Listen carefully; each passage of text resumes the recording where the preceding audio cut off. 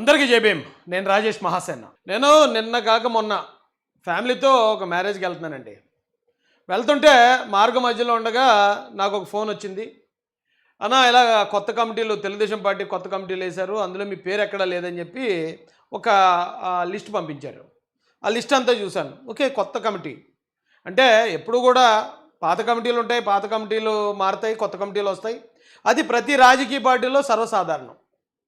అయితే నాకు అది చూసిన తర్వాత కూడా కొత్త వాళ్ళు వచ్చినట్టున్నారు, ఓకే అనుకున్నాను నేను. కానీ ఆ తర్వాత నుంచి జరిగే చర్చలు, ఆ తర్వాత నుంచి జరిగే యూట్యూబ్ ఛానల్ డిస్కషన్లు, పోస్టులు, రాజేష్ మహాసేన్కి అన్యాయం జరిగిపోయిందని కొందరు, రాజేష్ మహాసేన్ని పీకి పక్కన పెట్టేశారని వైసీపీ మిత్రులు, ఇలా రకరకాల చర్చలు దీన్ని తీసుకొస్తున్నారండి. అదంతా ఆలోచించినప్పుడు ముందైతే లిస్ట్ చూసినప్పుడు నేనైతే ఏమీ షాక్ అవ్వలే. దాన్ని చూసి ఏంటి నా పేరు ఎక్కడా లేదని నేనేమనుకోలేదు. ఎందుకంటే నాకు తెలుసు ఏం జరిగిందో, ఏం జరుగుతుందో, దానికి కారణం కూడా నేనే అనే విషయం నాకు తెలుసు కాబట్టి దేనికి నేనేమి అంత కంగారు పడలే. కానీ ఇప్పుడు ఈ రోజున ఇది చెప్పాల్సి రావడానికి గల కారణం ఏంటంటే, రాజేష్ని తెలుగుదేశం పార్టీ పక్కన పెట్టేసిందని కొందరు, లేకపోతే రాజేష్ని వాడుకుని వదిలేశారని మరికొందరు, రకరకాలుగా అంటే నాకు అనుకూలంగా మాట్లాడుతున్నట్టు ఉన్నాయి, కొన్ని నాకు వ్యతిరేకంగా మాట్లాడుతున్నట్టు ఉన్నాయి, కొన్ని నన్ను ఇరికించడానికి మాట్లాడుతున్నట్టు కూడా ఉన్నాయి.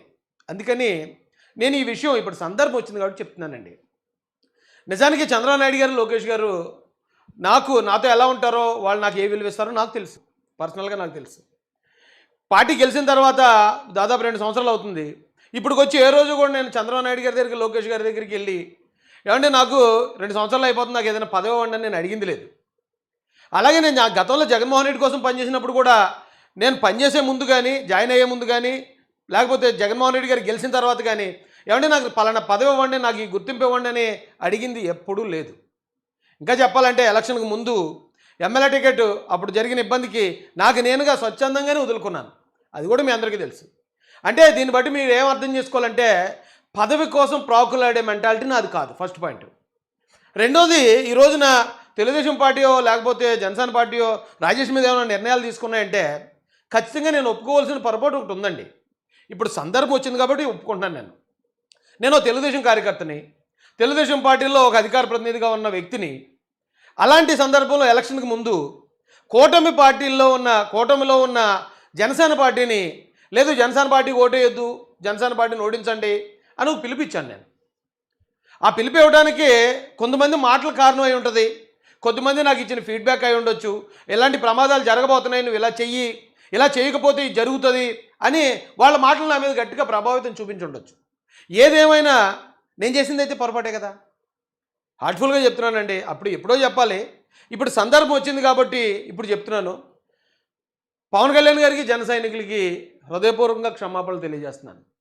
ఎందుకు క్షమాపణలు చెప్తున్నానంటే, నేను ఒక సాధారణమైన వ్యక్తిని, ఒక సాధారణమైన కుటుంబం నుంచి, ఒక మారుమూల గ్రామం నుంచి వచ్చిన వ్యక్తిని. నాలాంటి వాడు పొరపాటు చేయడం సర్వసాధారణం అండి. ఎందుకంటే నాకు సలహాలు ఇచ్చే పెద్ద పెద్ద మేధావులు నాతో పాటు ఉండరు. నేను ఎంతవరకు ఆలోచించగలను, ఎంతవరకు చూడగలను, నాకు చూసినప్పుడు అది ప్రమాదం అనిపించినప్పుడు నా దగ్గర నుంచి వచ్చిన ఆటోమేటిక్ రియాక్షన్ అంతే. అది మీకు ఒక ఉదాహరణ కూడా చెప్తానండి. చిరంజీవి గారు అంటే ఆయన మహామేధావి, గ్రౌండ్ నుంచి వచ్చిన అతి గొప్ప స్థాయికి సుప్రీం హీరోగా ఎదిగిన గొప్ప వ్యక్తి. ఆయన ప్రజారాజ్యం పార్టీ పెట్టినప్పుడు చాలా పెద్ద పెద్ద మేధావులు ఆయన చుట్టూరా ఉన్నారు. ఆ రోజున ప్రజారాజ్యం పార్టీ ఆ సమయంలో కాంగ్రెస్ పార్టీని తరిమికొడదాం, పంచులోడకూడదాం అని స్టేట్మెంట్లు ఇచ్చిన అదే పార్టీ కొన్ని రోజులకి కాంగ్రెస్ పార్టీతో కలాల్సి వచ్చింది. అలాంటి మేధావైన చిరంజీవి గారినే తప్పుదో పట్టించే వాళ్ళు ఉన్నారు. కొన్ని రోజులకు విలీనం చేయించారు ఆ పార్టీని. నేనంతే సార్. జగన్మోహన్ రెడ్డి గారు కూడా ఆయన 151 సీట్లతో ఉన్నప్పుడు, ఆ పార్టీలోనే నేను ఉన్నప్పుడు, ఏమంటే పార్టీ క్రైస్తవులకి, దళితులకి, ముస్లింలకి వ్యతిరేకంగా పోతుంది, అది మన ఓట్ బ్యాంక్, వాళ్ళని పాడు చేసుకోవద్దు, వాళ్ళని ఎట్టి పరిస్థితుల్లోనూ అన్యాయం చేయొద్దని పదే పదే చెప్తూనే ఉన్నాను. కానీ ఆయన విన్నది లేదు. ఆయన పెడచెవిన పెట్టాడు. అంటే ఆయన ఆ పొరపాటు చేశాడు. ఆ పొరపాటుకి కారణం ఏమైంది? 151 నుంచి ఆయన 11 కూర్చున్నాడు. అంటే మరి జగన్మోహన్ రెడ్డి గారు, ఆయన వాళ్ళ నాన్నగారు వారసత్వం నుంచి వచ్చిన రాజకీయ అనుభవం, అలాగే ఆయన చుట్టూరా ఉన్న థింక్ ట్యాంక్, ఎవరైతే మేధావులు, ఐఏఎస్ ఆఫీసర్లు ఇంతమంది ఉన్నా కానీ జగన్మోహన్ రెడ్డి గారు కూడా ఆ పొరపాటు చేశారు కదా.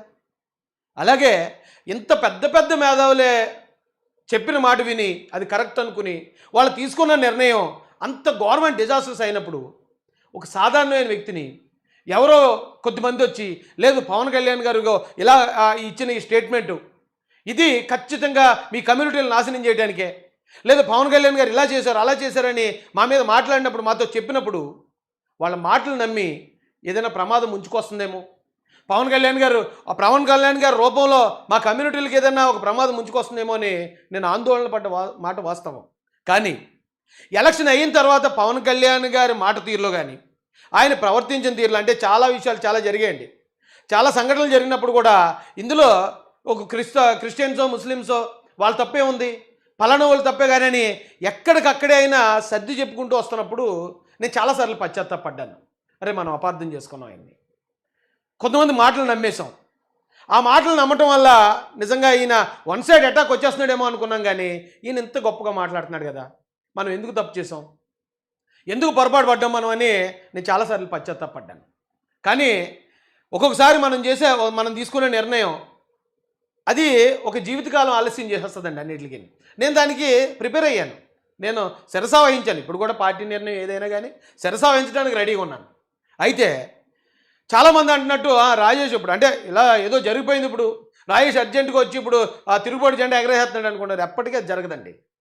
ఎందుకంటే నేను రాజకీయాల్లో కొనసాగుతాను, తెలుగుదేశం పార్టీలో, జనసేన పార్టీలో, అలాగే బీజేపీ కూటమిలో కొనసాగాలని నేనైతే మనస్ఫూర్తిగా కోరుకుంటున్నాను. ఎందుకు కోరుకుంటున్నానంటే అండి, నేను దళితుల్లో నుంచి మాల అనే ఒక వర్గం నుంచి వచ్చినోడిని.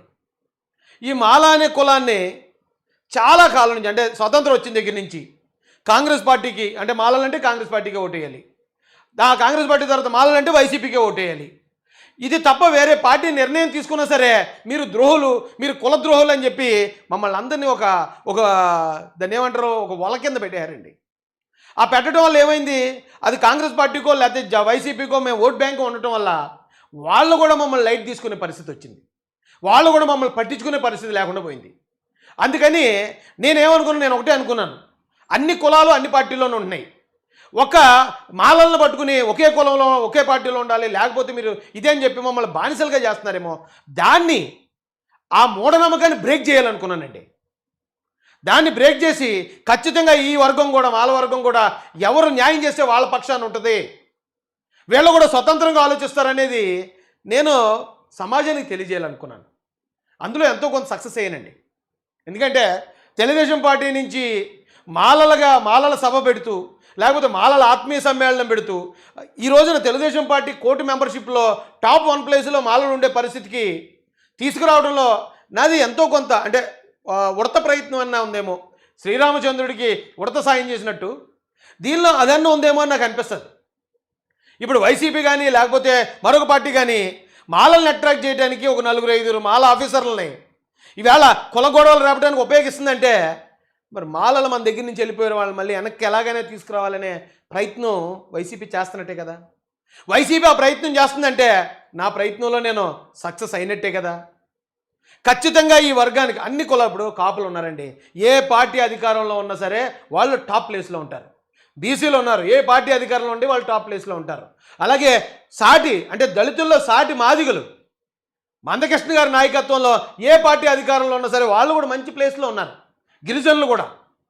కానీ కేవలం ఒక పార్టీ వస్తే కొంచెం ఏదో అంటే ప్రమాదం జరగకుండా ఉంటుందేమో, మరో పార్టీ వస్తే ప్రమాదంలో పడిపోయే అత్యంత దారుణమైన పరిస్థితుల్లో రాజకీయ అనాథగా మిగిలిపోయింది ఒక్క మాల వర్గం మాత్రమే.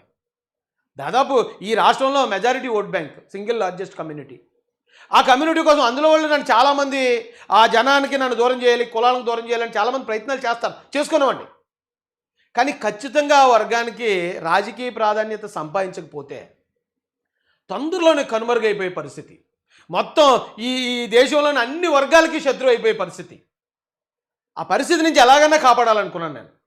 అనుకునే ప్రయత్నంలో ఖచ్చితంగా చంద్రబాబు నాయుడు గారు, లోకేష్ గారు, పవన్ కళ్యాణ్ గారు వారి నాయకత్వంలో ముందుకు వెళ్ళాలని మేము నిర్ణయించుకున్నాం. కాబట్టి ఖచ్చితంగా మా ప్రయత్నం మేము చేస్తూనే ఉంటాం, మేము రాజకీయాల్లో కొనసాగుతూనే ఉంటాం. అయ్యా ఇదైతే ఇక పవన్ కళ్యాణ్ గారి విషయం వచ్చేటప్పటికండి, పవన్ కళ్యాణ్ గారిని నేను వైసీపీలో ఉన్నప్పుడు తీవ్రంగా విమర్శించాను.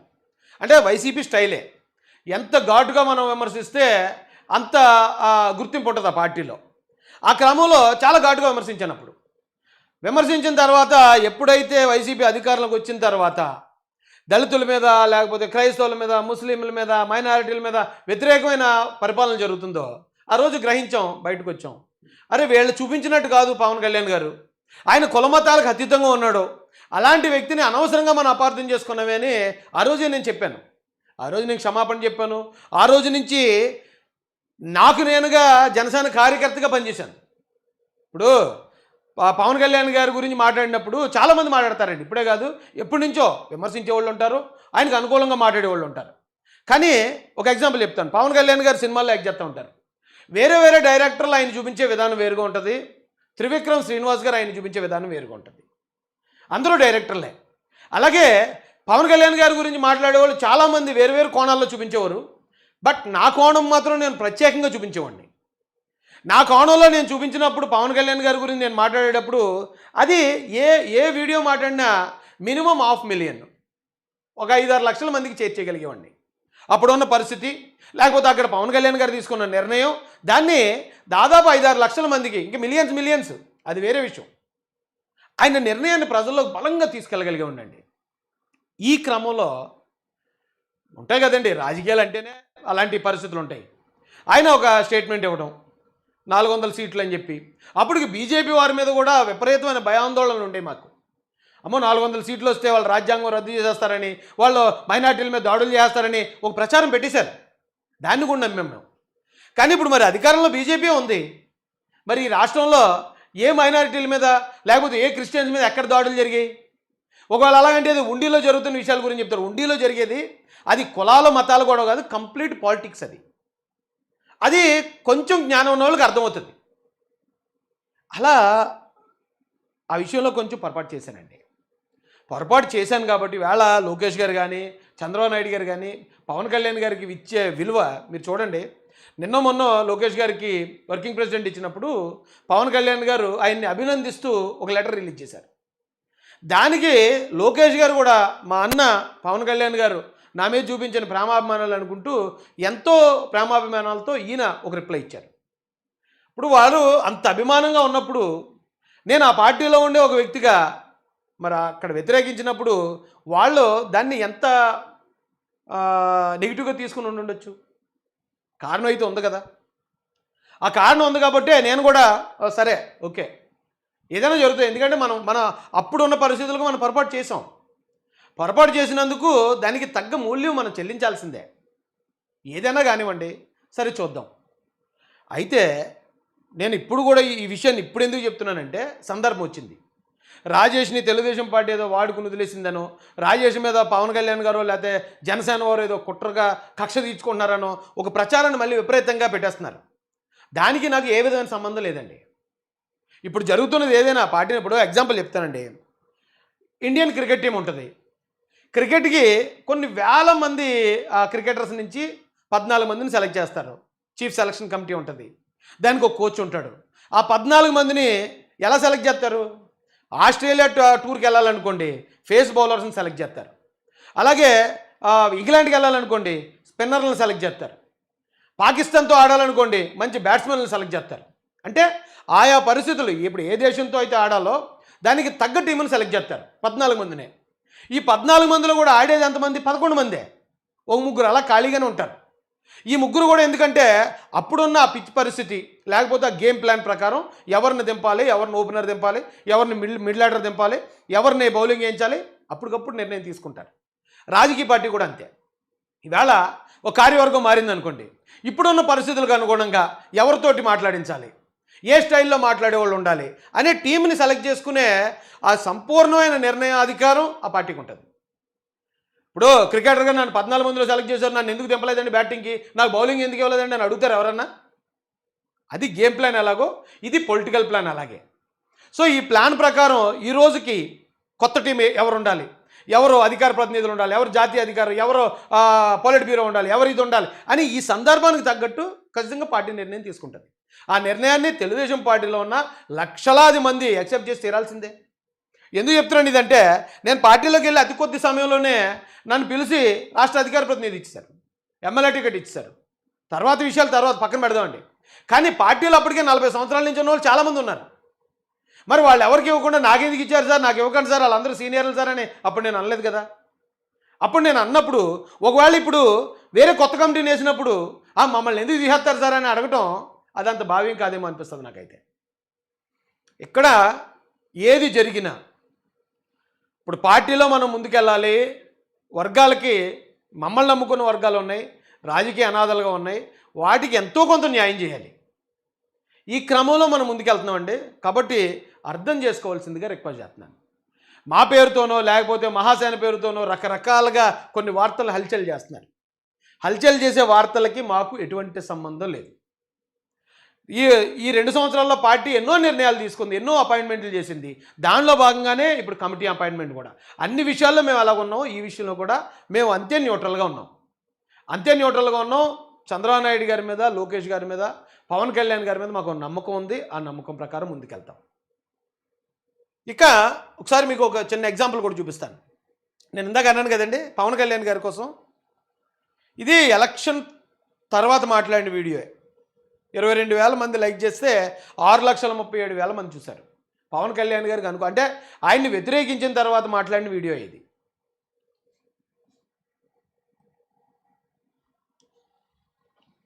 డిప్యూటీ సీఎం గారి గురించి అప్పుడు నేను మాట్లాడింది దాదాపు 1,00,000 మంది లైక్ చేస్తే 15 లక్షల మంది అంటే 1.5 మిలియన్.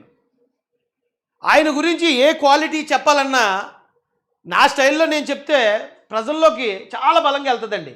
ఇది 68,000 మంది ఇష్టపడితే 1 మిలియన్ మంది చూశారు.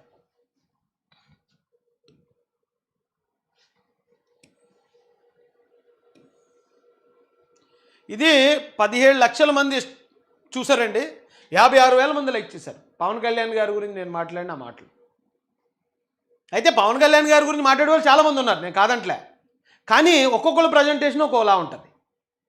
ఆ ప్రజెంటేషన్ నచ్చిన వాళ్ళు మాత్రం ఖచ్చితంగా ఆ యాంగిల్ని అర్థం చేసుకుంటారు, పవన్ కళ్యాణ్ గారిని అర్థం చేసుకుంటారు.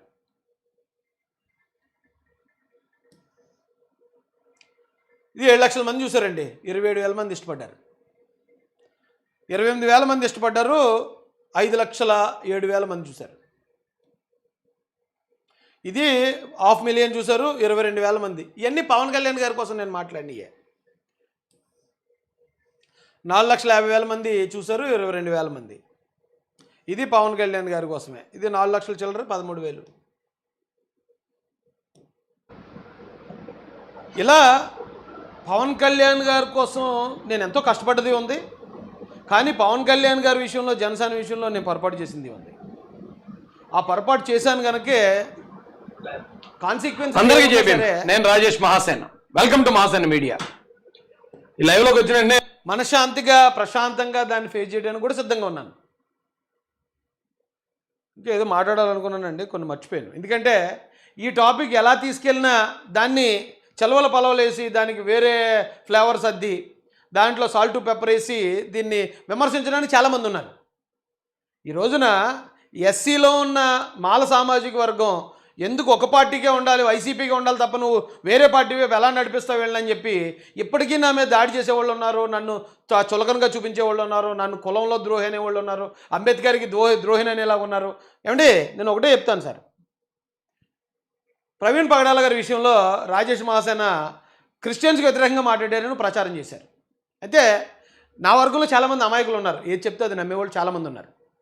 కానీ అక్కడ నేను చేసింది క్రిస్టియన్కి వ్యతిరేకమైన ప్రచారం కాదు. ఎవరైతే ప్రవీణ్ పగడాల గారి చావును అడ్డుపెట్టుకుని మత విద్వేషాలు రేపాలని ప్రయత్నించారో ఆ మత విద్వేషాల నుంచి, ఆ కేసుల నుంచి ఆ జాతిని నేను కాపాడుకున్నాను. వెళ్ళొద్దు, అది యాక్సిడెంట్. వాళ్ళు రెచ్చగొట్టరని మీరు రెచ్చిపోకండి, మీరు ఆగండి అంటే నా మాటకు విలువించి చాలామంది ఆగిపోయారు.